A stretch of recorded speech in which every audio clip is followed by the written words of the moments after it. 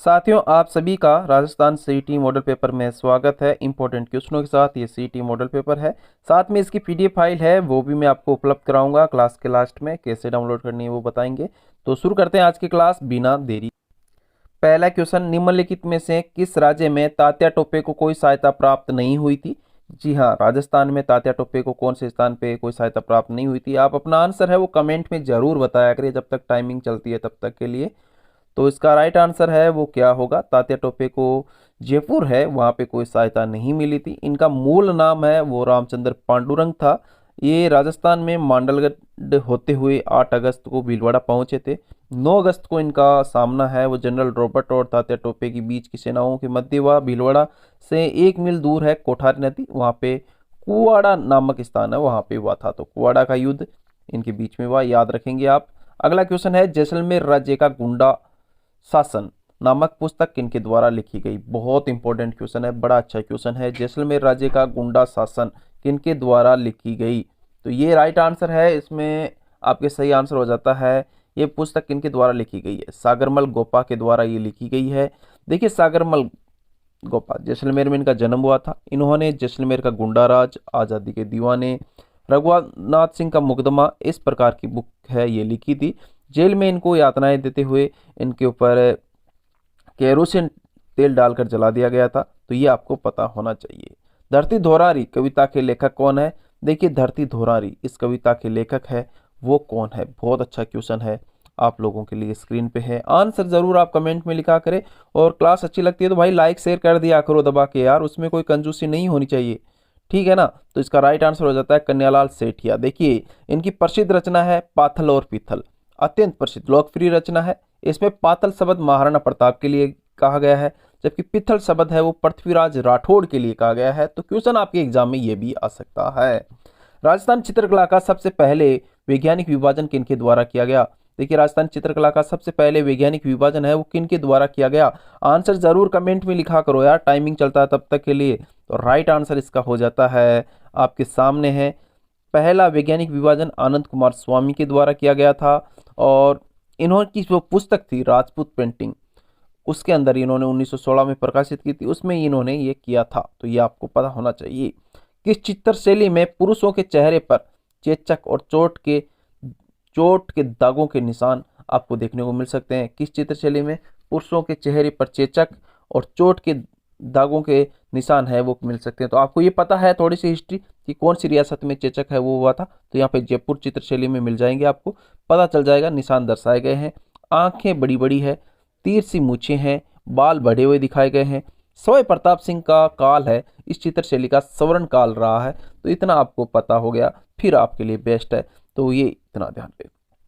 प्रतिहार साम्राज्य का वास्तविक संस्थापक किसे कहा जाता है? देखिए, प्रतिहार साम्राज्य, इसका देखिए आदि पुरुष बात कर ले, मूल पुरुष बात कर ले तो वो हरिश्चंद्र था। पर बात करें यहाँ पे इसके वास्तविक संस्थापक की प्रतिहार साम्राज्य का वास्तविक संस्थापक नागभट्ट प्रथम था। कारण इसका यही था कि नागभट्ट प्रथम है उसके समय अरबी आक्रमण है वो आरंभ हो गए थे, और नागभट्ट ने अपनी आक्रमणों का सफलतम मुकाबला किया था। इस कारण से नागभट्ट प्रथम को प्रतिहार साम्राज्य का वास्तविक संस्थापक, जबकि आदि पुरुष हरिश्चंद्र। तो ये आप कह सकते हैं, ध्यान आप रख सकते हैं। अच्छा क्वेश्चन है आप लोगों के लिए। किस वर्धन राजा ने गुर्जरों को समाप्त कर वर्धन राज्य को समाप्त किया? देखिए, किस वर्धन राजा के द्वारा गुर्जरों को समाप्त किया गया और वर्धन राज्य का स्थापित किया था? तो इसमें राइट आंसर है वो कौन सा हो जाएगा? तो इसमें राइट आंसर आपके सामने स्क्रीन पे दिखाई दे रहा होगा, प्रभाकर वर्धन। प्रभाकर वर्धन के द्वारा गुर्जरों को राज्य समाप्त करके राज्य के अंदर वर्धन या पुष्यभूति साम्राज्य की स्थापना की। इस वंश ने राजस्थान पर अधिकार कर लिया था।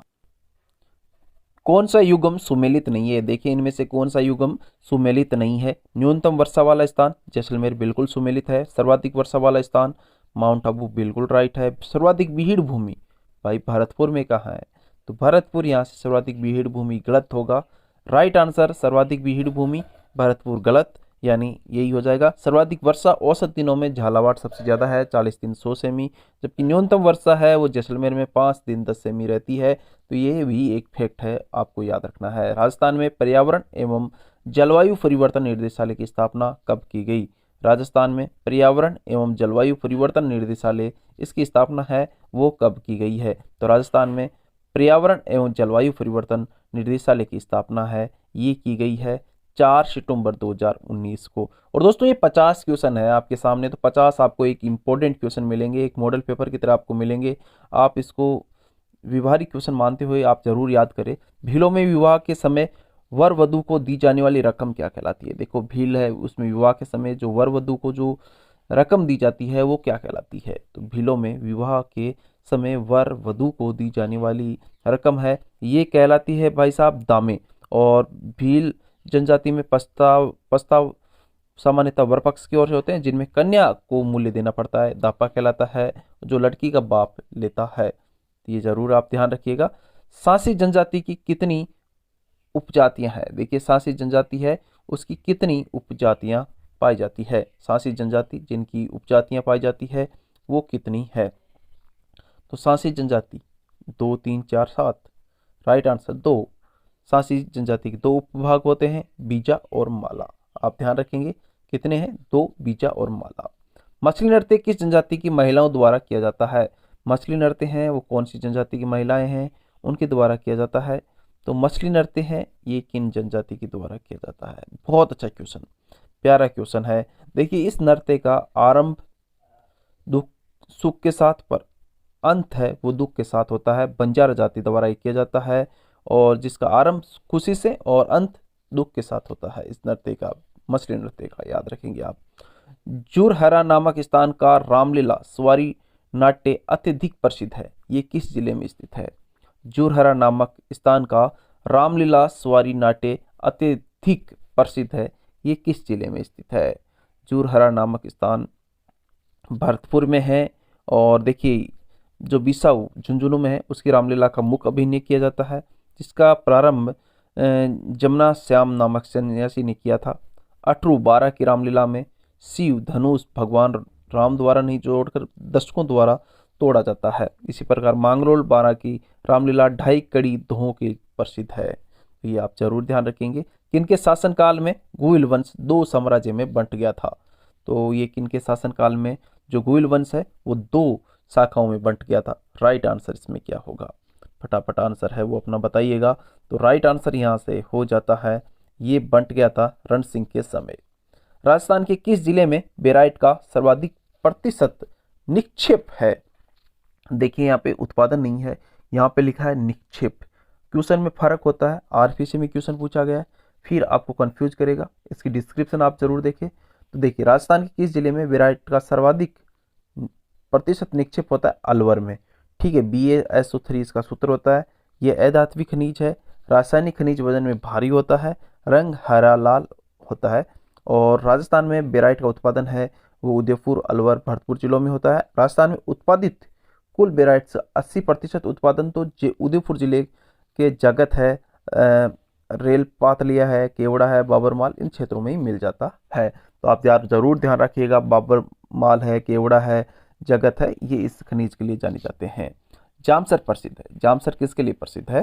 तो जामसर, इसमें राइट आंसर क्या हो जाएगा? इसका आंसर आप बताइएगा। और बहुत इंपॉर्टेंट क्वेश्चन आपको देखने को मिलते हैं, इतने अच्छे क्वेश्चन मिलते हैं, तो लाइक जरूर कर दिया करो वीडियो को, अगर नहीं किया है तो अभी तक शेयर जरूर किया करो अपने दोस्तों में। इतने इंपॉर्टेंट क्वेश्चन आपको सिर्फ और सिर्फ यहीं मिलेंगे। जिप्सम के लिए जाना जाता है, जिप्सम को देखिए सेलखड़ी हरसोट है ये भी कहा जाता है, और गोठ मांगलोत नागौर में बड़ा जिप्सम का उत्पादक क्षेत्र है, तो ये आप जरूर याद रखोगे। बदवासी भी नागौर में है, जामसर बीकानेर में है, मौनगढ़ जैसलमेर उतरलाई और कवास क्षेत्र है वो भी इसके लिए है बाड़मेर में। तो आप ध्यान रखेंगे मोस्टली नागौर, बीकानेर, जैसलमेर और बाड़मेर जिलों में ये पाया जाता है। ठीक है, इसको और सेलेनाइट है वो भी कहा जाता है।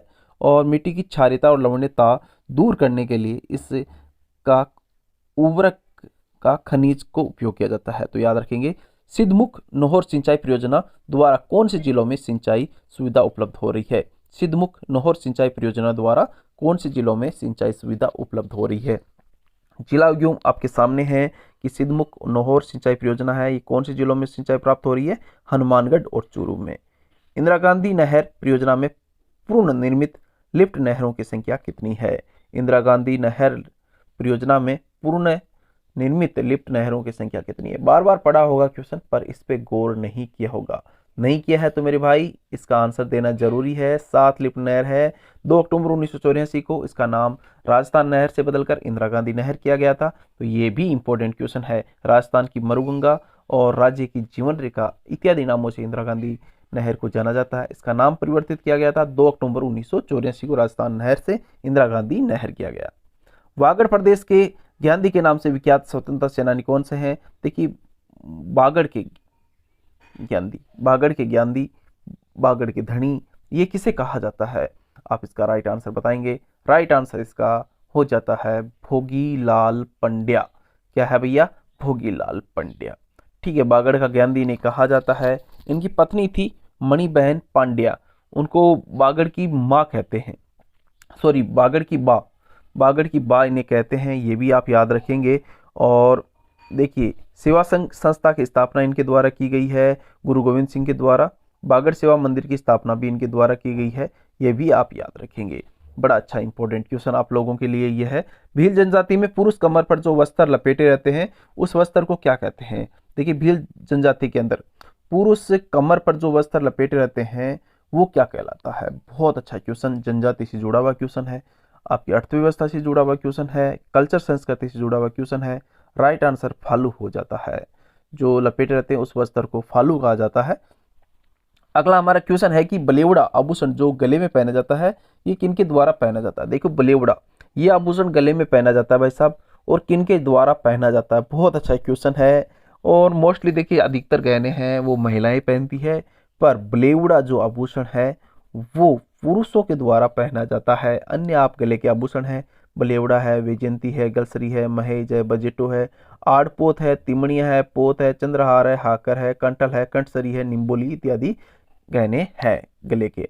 भीलवाड़ा जिले में किस संप्रदाय का प्रमुख धार्मिक स्थल है? भीलवाड़ा जिले में किस संप्रदाय का प्रमुख धार्मिक स्थल है? तो बात करें भीलवाड़ा जिले में जिस संप्रदाय का प्रमुख धार्मिक स्थल है वो कौन सा है? अच्छा क्वेश्चन, राइट आंसर इसका हो जाता है रामानुज संप्रदाय। इसके संस्थापक थे रामानुजाचार्य। प्रधान पीठ गलता जी, बंदरों की घाटी छोटी उत्तरकाशी है, इसमें उपास्य देव भगवान राम है, ये आप याद रख सकते हैं। भीलवाड़ा जिले में जिस संप्रदाय का प्रमुख धार्मिक स्थल है वो कौन सा है? इसमें राइट आंसर कौन सा हो जाएगा? तो ये क्वेश्चन शायद दोबारा आया है, चलिए कोई बात नहीं, इसका राइट आंसर है हम देख लेते हैं।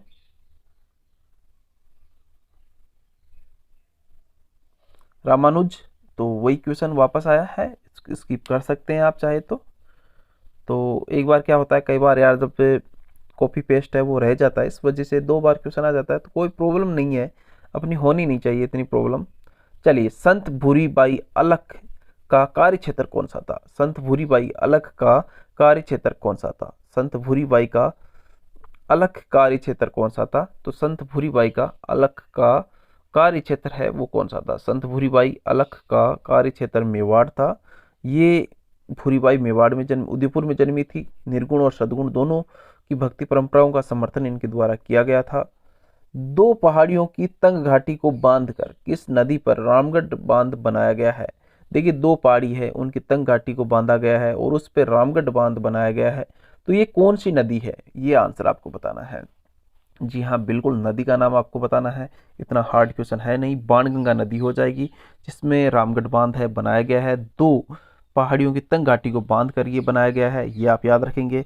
पहले यहाँ से जयपुर जिले को पेयजल आपूर्ति की जाती थी, इसलिए भी ये देखिए आप PDF नोट्स है वो आप हमारे मोबाइल एप्लीकेशन JP भाकर से डाउनलोड कर सकते हैं।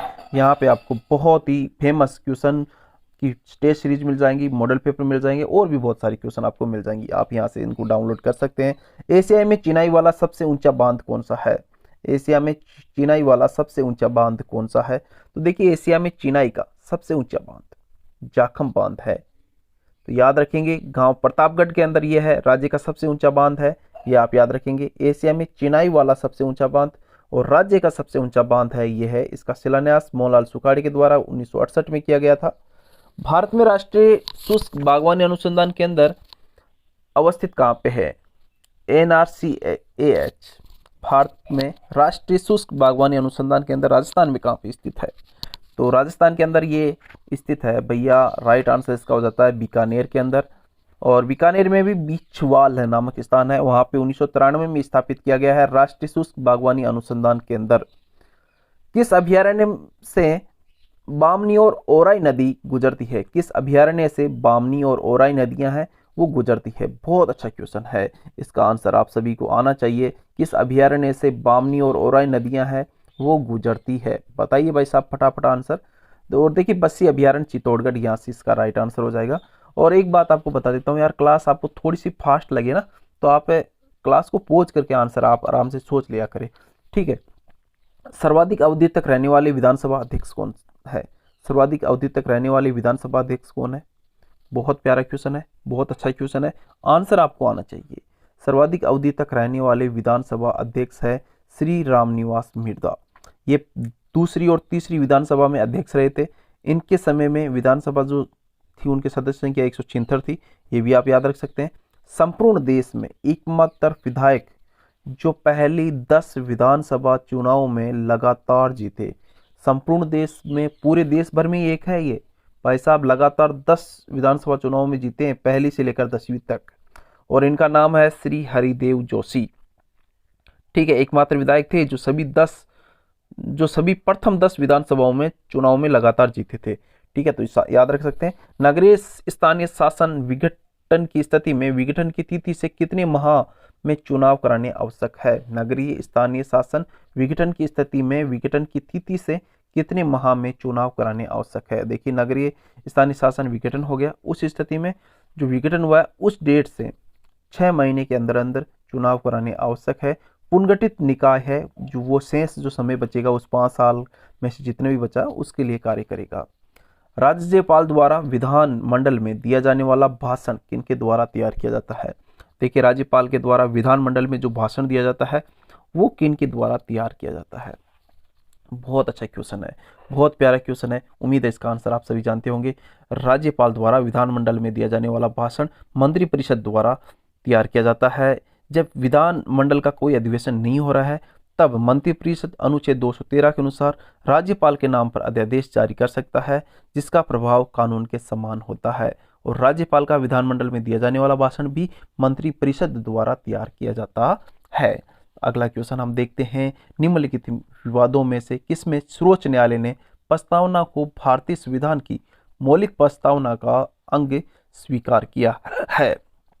निम्नलिखित में से किसमें सर्वोच्च न्यायालय ने प्रस्तावना को भारतीय संविधान की मौलिक प्रस्तावना का अंग स्वीकार किया है? बेरुबारी विवाद, एकीकोपालन विवाद, केशवानंद भारती विवाद, पृथ्वी परस विवाद या कौन सा? तो राइट आंसर इसमें हो जाता है केशवानंद भारती विवाद। देखिए संविधान सभा ने डॉक्टर बी.आर. अम्बेडकर की अध्यक्षता में प्रारूप समिति का गठन कब किया? संविधान सभा ने डॉक्टर बी.आर. अम्बेडकर की अध्यक्षता में प्रारूप समिति का गठन कब किया?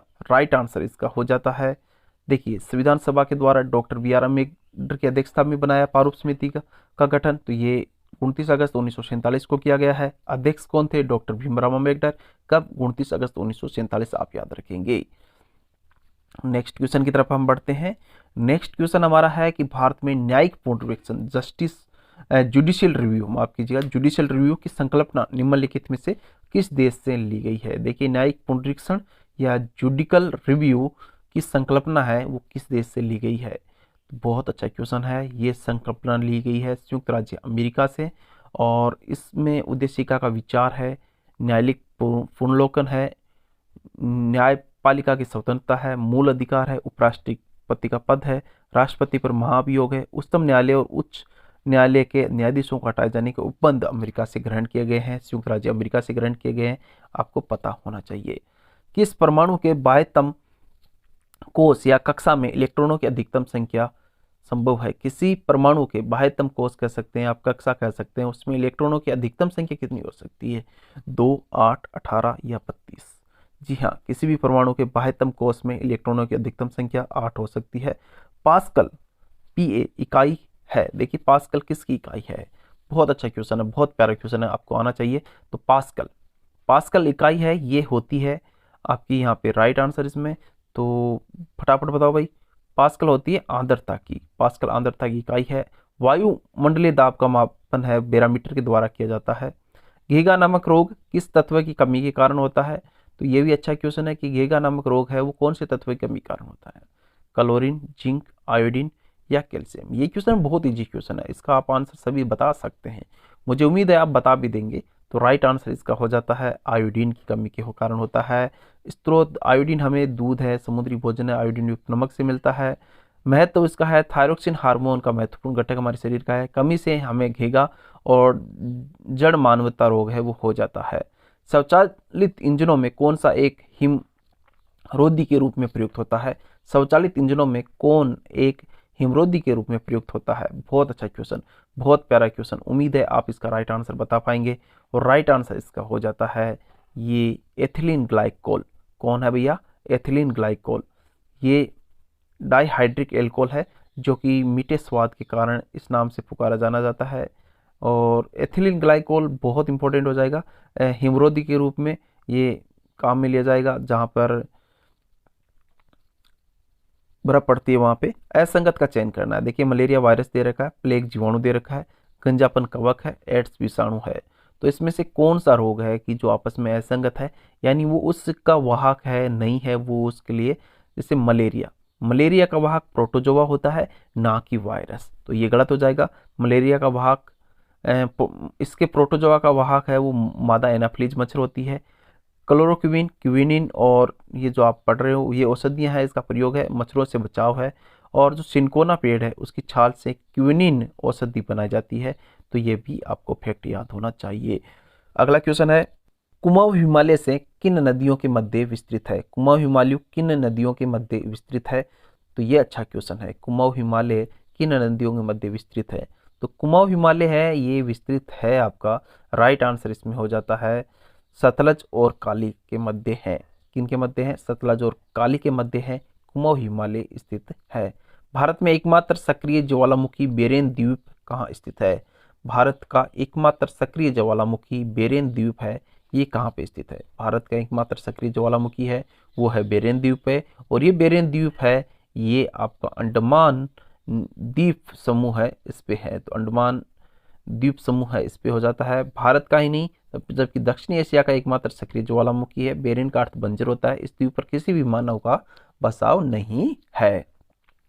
भारत का सुदूरस्थ दक्षिणी बिंदु कौन सा है। भारत का सुदूरस्थ दक्षिणी बिंदु कौन सा है, तो ये अच्छा क्वेश्चन, भारत का सुदूरस्थ दक्षिणी बिंदु है वो कौन सा है। तो राइट आंसर इसका क्या होगा, राइट आंसर हो जाता है इंदिरा पॉइंट। इंदिरा पॉइंट है सुदूरस्थ बिंदु, जबकि भारत का सुदूरस्थ उत्तरी बिंदु है वो इंदिरा कोल जम्मू कश्मीर है वो है। दिए गए सारे रिबन वर्ल्ड 2010 में प्रदर्शित होते हैं सिवाय, देखिए दिए गए सारे रिबन है वर्ल्ड 2010 में प्रदर्शित होते हैं सिवाय एक जगह को छोड़कर, और वो जगह होती है आपकी, इसमें राइट आंसर हो जाता है आपका टूल। कौन सा हो जाता है, टूल। टूल को छोड़ते हुए सभी जगह होते हैं। किसी भी प्रोडक्ट पर काली तथा सफ़ेद लाइन के रूप में होता है। देखिए कोई भी प्रोडक्ट है उसके ऊपर आप सफ़ेद और काली लाइनें देखते हैं और उसको वो स्कैन करते हैं, ठीक है, तो उसको हम क्या बोलते हैं भाई। तो कोई भी प्रोडक्ट है, आप कुछ भी पार्ले ले आए, कोई भी ले आए, मैंने एक उदाहरण दिया आपको, तो उसके ऊपर जो होता है वो बार कोड होता है कि नहीं होता है। तो बार कोड रीडर या रिकॉग्नाइजेशन क्या होता है, इसके द्वारा किसी भी प्रोडक्ट पर काली और सफ़ेद लाइनों में जो होता है उसको पढ़ा जाता है। और इसका आविष्कारक है जोसेफ वुडलैंड और बर्नार्ड मिलेट के द्वारा किया गया था, ये भी आप ध्यान रखेंगे। कंप्यूटर सिस्टम को रीस्टार्ट करने की प्रोसेस को किस नाम से जाना जाता है, बहुत इंपॉर्टेंट क्वेश्चन है, बहुत अच्छा क्वेश्चन है। इसको आप हो सके तो स्क्रीनशॉट लेके या कैसे भी आप नोट कर लीजिएगा। कंप्यूटर सिस्टम को रीस्टार्ट करने की प्रोसेस है ये वार्म बूटिंग कहलाती है। क्या कहलाती है, वार्म बूटिंग। वार्म बूटिंग के लिए control plus alert plus delete की है उसका प्रयोग किया जाता है। और पहले से चल रहे कंप्यूटर को वापस चालू करना अर्थात कंप्यूटर रिस्टार्ट करने के लिए वार्म बूटिंग कहते हैं, तो ये भी याद रख सकते हैं आप। कंप्यूटर की बुनियादी संरचना का विकास किन के द्वारा किया गया, ये अच्छा क्वेश्चन। कंप्यूटर की बुनियादी संरचना का विकास किन के द्वारा किया गया है, तो कंप्यूटर की बुनियादी संरचना का विकास, अच्छा क्वेश्चन है। क्लास अच्छी लगती है तो लाइक जरूर किया करो, चार्ल्स बेबेज को किया गया, ठीक है। तो लाइक ज़रूर किया करो क्लास को, शेयर ज़रूर किया करो अपने दोस्तों के बीच में, कमेंट करके ज़रूर बता दिया करो क्लास कैसी लगती है, कौन सा फॉर्मेट आपको सही लगता है, ये वाली क्लास अच्छी लगती है कि मैं जो लाइव लेके आता हूँ वो वाली अच्छी लगती है। तो कमेंट करके बताओगे तो ही पता चलेगा। ऐसे तो यार मुझे सपना आने से रहा। और लाइक तो आपने कर दिया होगा, अब तक नहीं किया तो कर दिया करो, इतना तो विश्वास किया करो यार अपने ऊपर। ठीक है, देखिए अगला क्वेश्चन हमारे यहाँ से हो जाता है, कंप्यूटर की बुनियादी संरचना का विकास किनके द्वारा किया गया था। उसके बाद में सर्वप्रथम भारत में स्थापित कंप्यूटर कौन सा था जो स्थापित किया गया है। तो सर्वप्रथम भारत में स्थापित कंप्यूटर जो स्थापित किया गया है कौन सा है, राइट आंसर इसमें कौन सा हो जाएगा। तो सर्वप्रथम भारत में स्थापित कंप्यूटर, इसमें राइट आंसर हो जाता है HEC2M, भारतीय सांख्यिकी संस्थान कोलकाता में स्थापित किया गया है। याद रखेंगे, बहुत इंपॉर्टेंट क्वेश्चन है, स्क्रीनशॉट लेकर आप इसका ध्यान रखेंगे। भारत में पहला डिजिटल कंप्यूटर सिद्धार्थ था, ये भी याद रखेंगे। भारत में निर्मित प्रथम डिजिटल कंप्यूटर सिद्धार्थ था। डाटा को लॉजिकल सीक्वेंस में अरेंज करने को क्या कहा जाता है। डाटा को लॉजिकल सीक्वेंस में अरेंज करने को क्या कहा जाता है। तो डाटा है उसको लॉजिकल सीक्वेंस है उसमें अरेंज कर रहे हैं तो उसको हम क्या कहेंगे। तो देखिए डाटा को लॉजिकल सीक्वेंस में अरेंज करना सॉर्टिंग कहलाता है।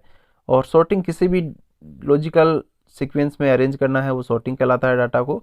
और सॉर्टिंग के द्वारा डाटा को किसी विशेष क्रम में हम व्यवस्थित कर सकते हैं, ये भी आप ध्यान रख सकते हैं। एक कंप्यूटर प्रोग्राम जो सोर्स कोड को एक ऑब्जेक्ट कोड में बदलता है क्या कहलाता है। देखिए एक कंप्यूटर प्रोग्राम जो सोर्स कोड है उसको एक साथ ऑब्जेक्ट कोड में बदलता है, ये क्या कहलाता है। ठीक है, बहुत अच्छा क्वेश्चन है और आप सभी को आंसर आना चाहिए। ठीक है, कंपाइलर इसमें राइट आंसर हो जाएगा। देखिए भाषा अनुवादक 3 प्रकार के होते हैं, असेंबलर, इंटरप्रेटर और आपका हो गया कंपाइलर।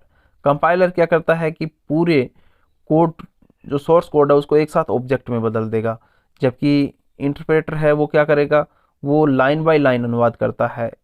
ठीक है ना। असेंबलर क्या करता है, असेंबली भाषा में लिखे गए कोड को मशीनी भाषा में बदलता है। तो ये आपको पता होना चाहिए, बहुत इंपॉर्टेंट क्वेश्चन है। तो बहुत अच्छे हैं क्वेश्चन, अच्छे लगते हैं तो भाई लाइक ज़रूर किया करो, शेयर ज़रूर किया करो। बार बार बोलने